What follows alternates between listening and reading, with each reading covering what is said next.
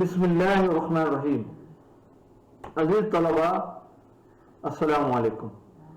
Moment of inertia आपका नया topic है और ये एक मैथमेटिकल कैलकुलेशंस है।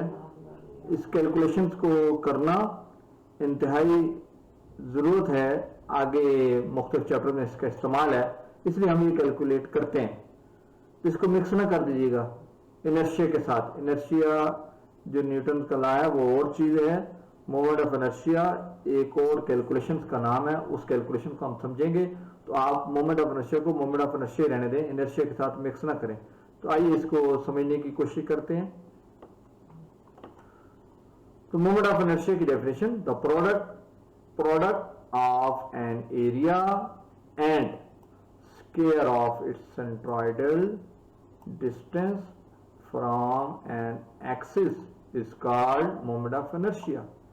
Mathematically, when we will calculate ax square or ay square, where a is the area of section, x is the centroidal distance from y-axis, this is x distance from y-axis. ये दो axis हमने draw किए, एक x axis एक y axis. x is the distance of center of figure from y-axis and y centroidal distance, ये y centroidal distance from x-axis, इस axis से यहाँ तक का फासला, ये फासला y कहलाएगा। इसको हम मोमेंट ऑफ इनर्शिया कहेंगे। इसको समझने की कोशिश करें। ये एक फिगर है, रेक्टेंगल नजर आ रही है, इसका एरिया, ये एरिया, और इसको प्रोडक्ट यानी ज़रब दें x के स्क्वायर के साथ। ये जो डिस्टेंस है इसको दो दफा या एक्स स्क्वायर, या हम कह सकते हैं एरिया को दो दफा एक्स के साथ मल्टीप्लाई करें तो मोमेंट ऑफ इनर्शिया कहलाता है। यही मोमेंट ऑफ इनर्शिया, आपने इसी डेफिनेशन को याद करना है, ए एक्स स्क्वायर। और अगर हम वाई एक्सिस के गिर्द मोमेंट ऑफ इनर्शिया लें या कैलकुलेट करें तो A y square area into y square ये बनेगा। मोमेंट ऑफ इनर्शिया को my भी कह सकते हैं और सेकंड मोमेंट ऑफ एरिया भी कहते हैं। कभी कभी पेपर में इस तरह आएगा, सेकंड मोमेंट ऑफ एरिया निकालें, इसको डिनोट करते हैं I के साथ। और अगर हम इसकी यूनिट्स की बात करें, यूनिट्स हर चीज के याद रखा करें। अभी तलबा आप आखिर पर यूनिट्स लिखना भूल जाते हैं, तो ये इंतहाई जरूरी होते हैं। तो इसकी पावर 4 में यूनिट्स हैं, लेंथ की पावर 4, मसलन m to raise to power 4, centimetre to raise to power 4, inch to raise to power 4 और millimetre to raise to power 4, यानी mm की ताकत 4। अगर मीटर में ले रहे हैं तो मीटर की ताकत 4, सेंटीमीटर की ताकत 4। अच्छा, इसका कैलकुलेट करना इतना आसान नहीं है मोमेंट ऑफ इनर्शिया की। इसको कैलकुलेट करने के लिए बहुत सारे तरीके हैं और सबसे ज्यादा इंटीग्रेशन वाला मेथड से कैलकुलेट किए जाते हैं। तो बाकायदा एक एक डेरिवेटिव लेकर एक एक पॉइंट्स का उसको मल्टीप्लाई करते हैं। तो अजीज तलबा, मोमेंट ऑफ इनर्शिया को इंटीग्रेशन के मेथड से निकाला गया। तो आप इस टेबल में देख सकते हैं, अगर रेक्टेंगल शेप है तो B H cube, this is the B, this is H, B H cube और 12, ये फार्मूला याद रखें। अगर आई एक्स, ये आई एक्स एक्स एक्सेस के एतबार से सेंट्रोइडल, ये जितने मोमेंट ऑफ इनर्शिया दिखाए गए हैं सेंट्रोइडल एक्स एक्सिस के एतबार से और सेंट्रोइडल वाई एक्सिस के एतबार से बताए गए हैं। तो एक्स एक्सिस के एतबार से बी एच क्यूब और 12, और अगर वाई एक्सिस के एतबार से हम निकालेंगे तो इधर से देखें तो एच पहले आएगा और बी की पावर 3, एच बी क्यूब और 12। और अगर हालो रेक्टेंगुलर है तो ये स्मॉल बी, ये कैपिटल बी, ये स्मॉल एच, ये कैपिटल एच, इसका फार्मूला यूं बनेगा, इसमें माइनस करना पड़ेगा। आपको एरिया के फार्मूले तो याद ही होंगे, रेक्टेंगल का एरिया बी एच और हालो रेक्टेंगल का area B into H minus B H. तो इसी तरह मोमेंट ऑफ इनर्शिया निकालने के लिए आई एक्सिस में से ये भी माइनस होगा। तो बाहर वाले का मोमेंट ऑफ इनर्शिया ले लें, बाहर वाले फिगर का बी एच क्यूब और 12, फिर इसमें से माइनस कर लें। इंटरनल जो फिगर है, क्योंकि ये इसका हिस्सा नहीं है, ये हॉलो है, अंदर से खाली है, तो इसको इसमें से माइनस कर लें। इसका मोमेंट ऑफ इनर्शिया निकालकर इसको माइनस कैसे निकालेंगे, इसी फॉर्मूले से बी एच क्यूब ओवर 12, यहाँ स्मॉल बी यूज किया, यहाँ कैपिटल, आप इसको अंदाजा लगा रहे हैं। तो आई वाई के एतबार से भी इसी तरह चेंज हो जाएगा, H B cube over 12 minus H B cube over 12, यहाँ स्मॉल यहाँ कैपिटल। अब आएंगे right angle triangle. Right angle triangle उसे कहते हैं जिसका ये एंगल, एक एंगल कम से कम 90 का हो। तो इसका area B H half B H या बी एच ओवर 2, क्योंकि ये रेक्टेंगल का आधा होता है, बी एच बाई 2।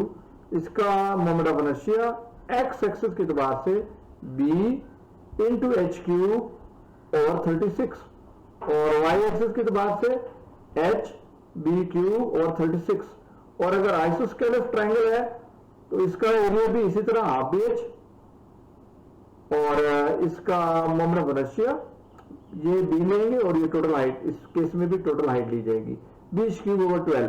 और वाई एक्सिस के एतबार से this is Y axis H B cube over 48, ये चेंज हो जाएगा, वाई एक्सिस के एतबार से चेंज आएगी और एक्स एक्सिस के एतबार से बी क्यूब ओवर 36। ये दोनों बराबर थे, इस केस में बराबर नहीं होंगे। एक्सिस के चेंज करने से मोमेंट ऑफ इनर्शिया की वैल्यू चेंज हो जाती है। मैंने आपको पहले बताया कि मोमेंट ऑफ इनर्शिया कैलकुलेशन का नाम है और विद रिस्पेक्ट टू एक्सिस है। जैसे एक्सिस होंगे उसी के बाद सेंट्रोइडल एक्सिस पे और है, और अगर कहीं और एक्सिस ड्रा कीजिए उनके रेफरेंस से हम मोमेंट ऑफ इनर्शिया मालूम करें, आगे हम करेंगे तो ये और हो जाएंगे। अब सर्कल की बारी आई। सर्कल का एरिया पाई आर स्क्वायर या पाई स्क्वायर ओवर 4, और इसका मोमेंट ऑफ इनर्शिया क्या होगा, पाई D 4 over 64।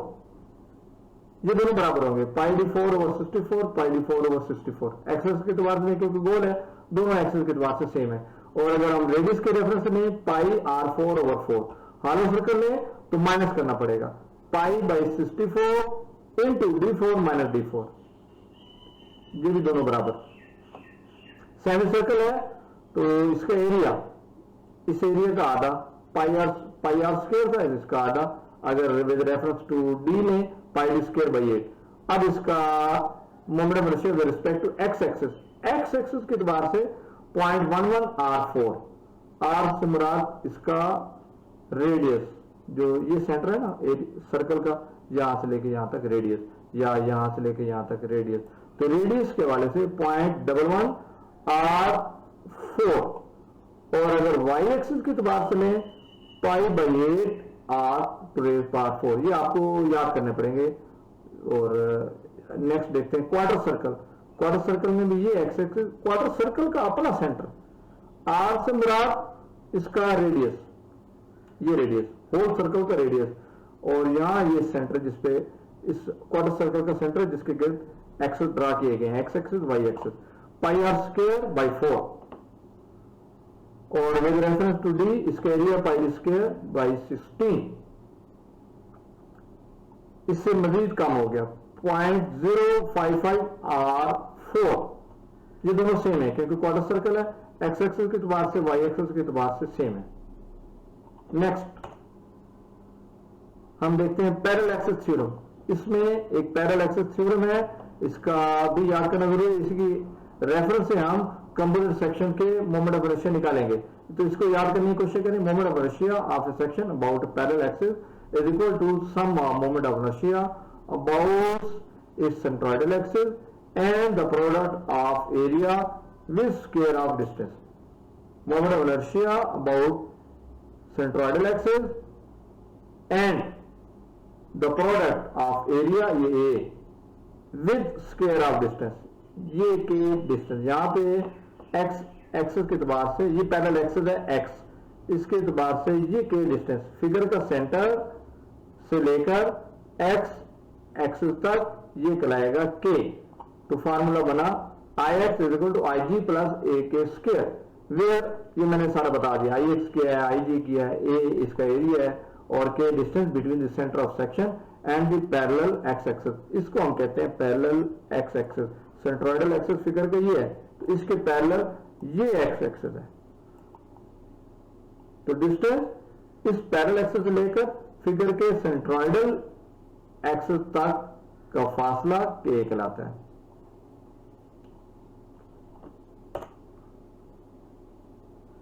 Perpendicular axis theorem, इसका एक और नाम, ये दूसरी थ्योरम है, दो थ्योरम है इस चैप्टर में, सिर्फ एक पैरेलल एक्सिस थ्योरम और दूसरी परपेंडिकुलर एक्सिस थ्योरम, या पोलर मोमेंट ऑफ इनर्शिया भी कहते हैं। तो आप आई एक्स निकालना भी सीख गए, आई वाई निकालना भी सीख गए, तो आई जेड कहते हैं, पोलर मोमेंट ऑफ इनर्शिया को आई जेड कहते हैं। I Z is equal to I X plus I Y.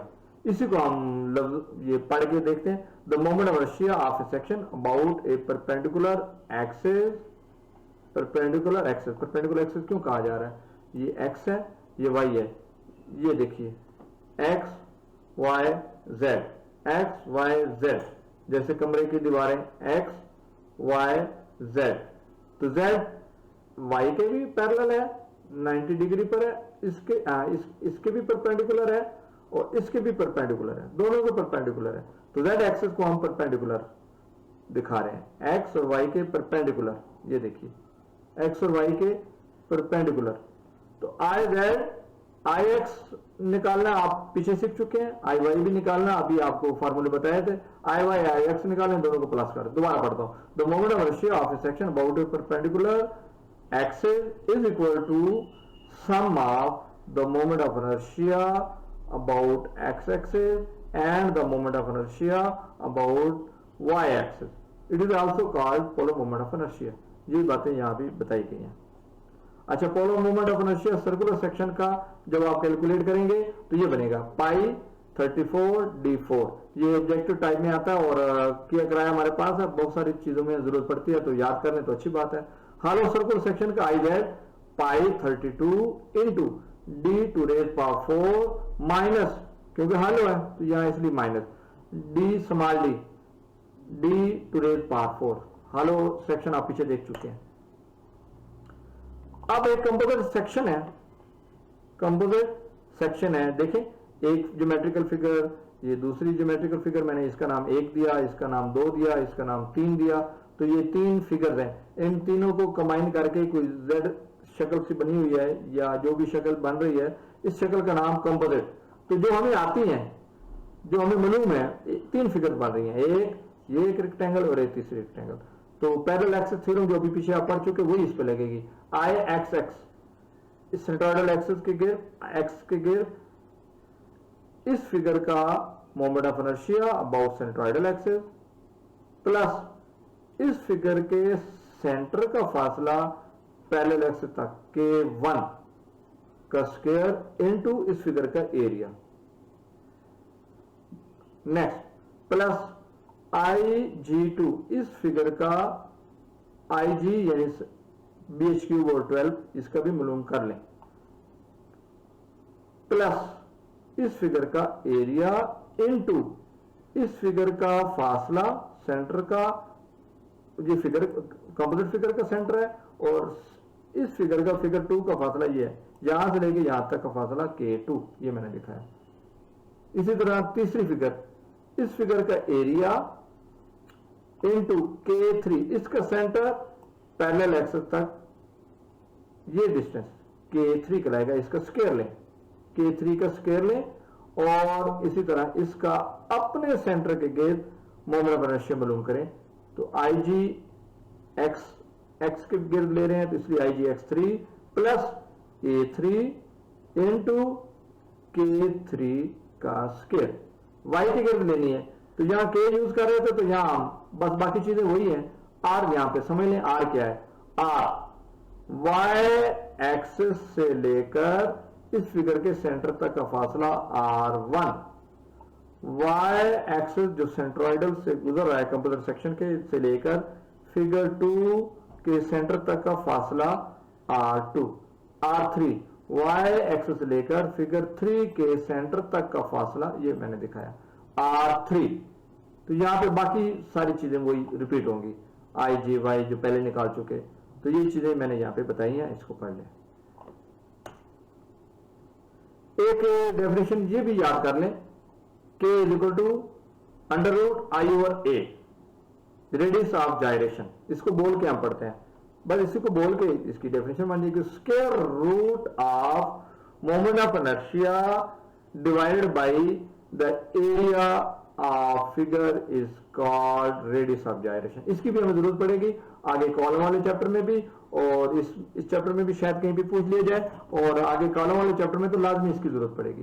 के से मुराद radius of gyration, I is moment of inertia of the section about its centroidal axis, area of section. जहां जरूरत पड़ेगी फिर हम इसको आगे चलाएंगे।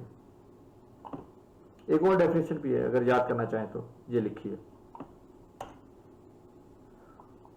ये मोमेंट ऑफ इनर्शिया से मुतल्लिका कुछ बातें अगर आप इंटेलेक्चुअल स्टूडेंट्स कुछ चीजें एक्स्ट्रा याद करना चाहते हैं तो ये समझ लें, रिलेटेड टर्म्स हैं। तो मोमेंट किसे कहते हैं? मोमेंट कहते हैं कि मसलन ये एक बीम है, कैंटिलीवर बीम, ये इसका फिक्स्ड एंड, यहां से लेके यहां तक फासला डी, इसके ऊपर फोर्स पड़ रही है, इसको यूं घुमाना चाहती है।